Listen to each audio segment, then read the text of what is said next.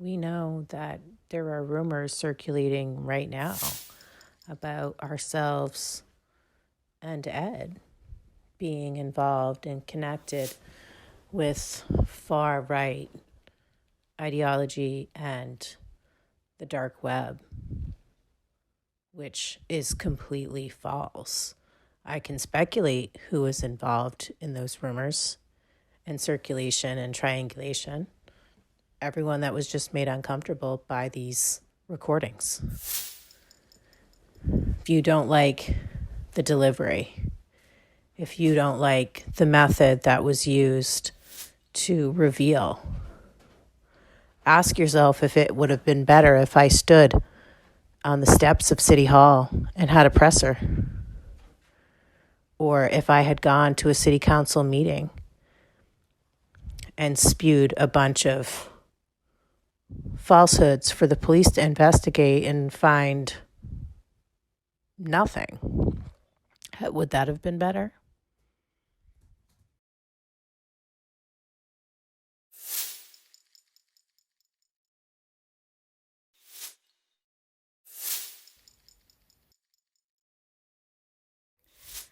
All elected officials are beholden to the public. If a member of the public asks you, what do you know about this? Have you heard about this? What do you think about it?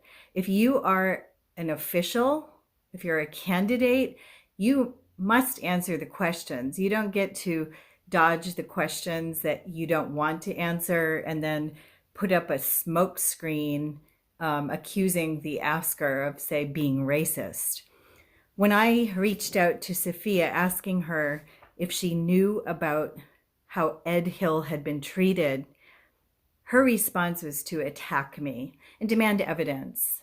Well, we provided truly a nauseating amount of evidence, and she never, ever followed up on that. She never answered the questions which we kept asking. What do you think about this? She's not only a candidate, she's the vice chair of the Democratic Party, and she's chosen to remain silent. She says that Owen is no longer with her campaign and that she hasn't talked to Kiernan about anything. Now, how much sense does that make, that the vice chair would not be talking to the chair about such serious allegations? Unfortunately, it just doesn't pass the smell test.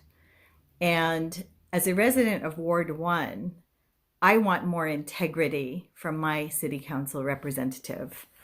Sophia has not shown me that she has the integrity or strength of character to be a representative for the residents of Ward 1.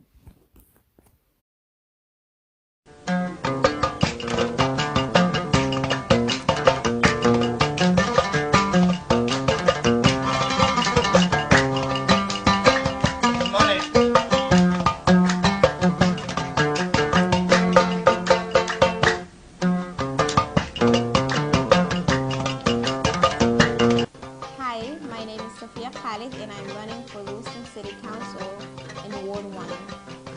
The biggest reason why I am running because there are a lot of issues, like all other cities, going on in Lewiston. When I'm your city councilor, my biggest priority will be more investment in public schools because I believe that our children are the future for tomorrow.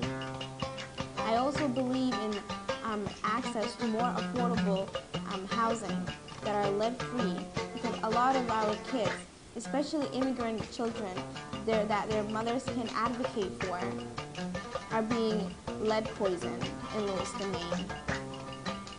I also believe in more public facilities, public services, resources, and programs for all of Lewiston residents. The most important and crucial thing to know about this campaign and this race is that there's never been an elected official through a ballot in Lewiston that is an immigrant from the new Mainers community. I will become the first Somali-American that has ever been elected to office.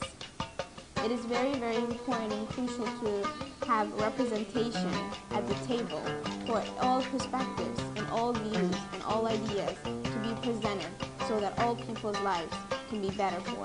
magacayga Safiya Khalid baa la dhahaa gabar Soomaali baan yahay oo degan Lewiston Maine maxaan u ordayaa golaha deegaanka magaalada Lewiston Maine maxaan u ordayaa degmada koowaad waxaan ahay gabadhii ugu horeysay oo u ordayso degmada koowaad waxaan ahay gabadhii ugu horeysay oo Soomaali oo Afrikaan oo u ordayso Lewiston Maine waxaan iga codsanayaa inaa i caawisiina intaa iga caawin kartiin oo codka isiisiina waxa ugu muhiimsana meeshan aa iga caawin kartiin dadka adduunyada degan amasana meel United States meel kale ka degan maal iyo maskaxba waxa ogaatiina markaan meesha tago inaa ininka niidoodi karo codkiini waa muhiim dhaqaalihiini waa muhiim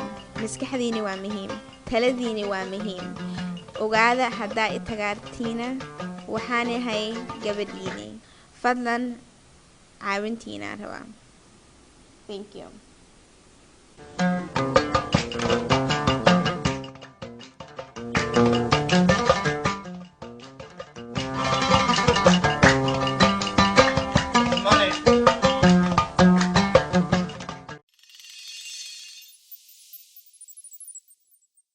Going on in Lewiston. When I'm your city councilor, what's going on in Lewiston? When I'm your city councilor, and the most important and crucial thing to know about this campaign and this race is that there's never been an elected official through a ballot in Lewiston that is an immigrant from the new Majerus community.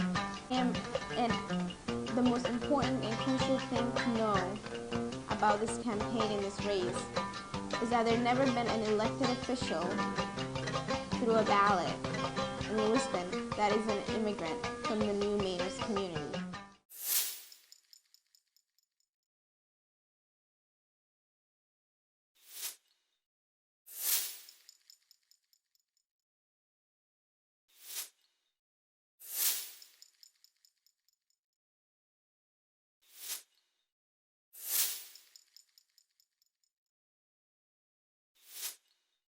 I don't really think doing this requires an explanation. I think anyone can put the shoe on the other foot.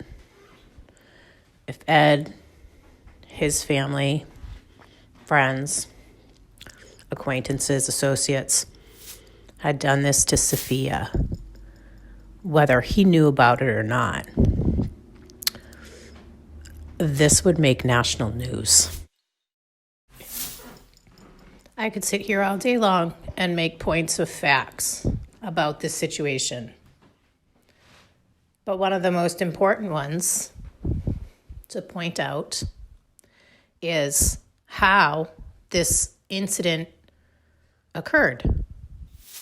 Kiernan received, quote, public fucking information.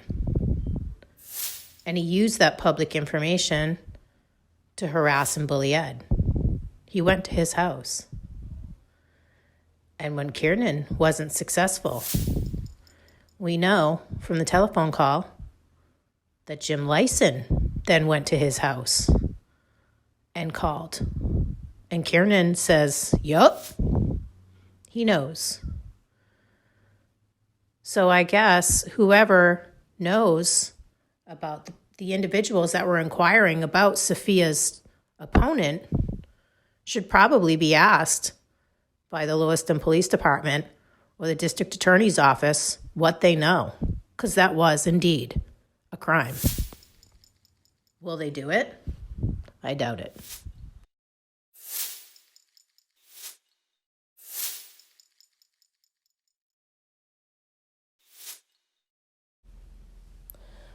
What we are able to tell from Kiernan's own voice, mind you. Kiernan perjured himself, and I made sure to avoid any nasty smearing dirty tactics. I used his own voice.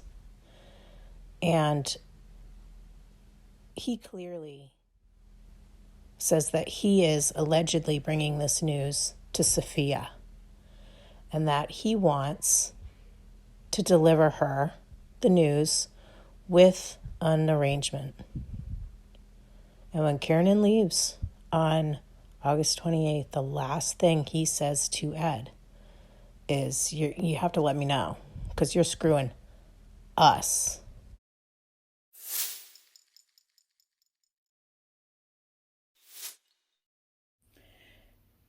We knew that when we agreed to examine the attack on Ed Hill at his own home by top officers of the Lewiston Democratic Party, that there would be backlash. But we didn't imagine how many funhouse mirror distortions we would be in for, mostly from people from our own tribe. These people have become experts at hiding the truth and attacking those who insist that the truth, no matter how ugly it is the only pathway to justice. They are the same people who comfortably hurl the label racist onto views that differ from their own or truths they find too uncomfortable to face. Many really good people who should be speaking up, remain silent, understandably afraid of the racism kryptonite that surrounds them in these times. Some things are worth taking the hit for, though, and this is one of them. Accusations of racism and right-wing conspiracies have been flung around, as they often are, to suppress voices not only of those who are actually engaging in such things, but also to silence those who insist that the truth be held up to the light, no matter what or whom it is shining on. If there was no wrongdoing, there would be no smothering or distorting of the truth or attempts to undermine it under smoke screens of right-wing conspiracies and accusations of racism. Having a mixed race family, I take accusations of racism very personally, but I remind myself that those who know me, those who matter, know who I am. In the end, it doesn't matter how many ugly spins Kiernan Majerus-Collins and his supporters tried to put on this, because none of these accusations can change the facts, which have been proven to a nauseating degree in the recordings. What matters above all is that on a summer evening in Lewiston, Maine, under cover of darkness, a man was relentlessly bullied in his own home. We need to decide whether we want to be the kind of community that takes this in stride or let the truth get buried in lies and accusations told by those who don't want the truth to be known.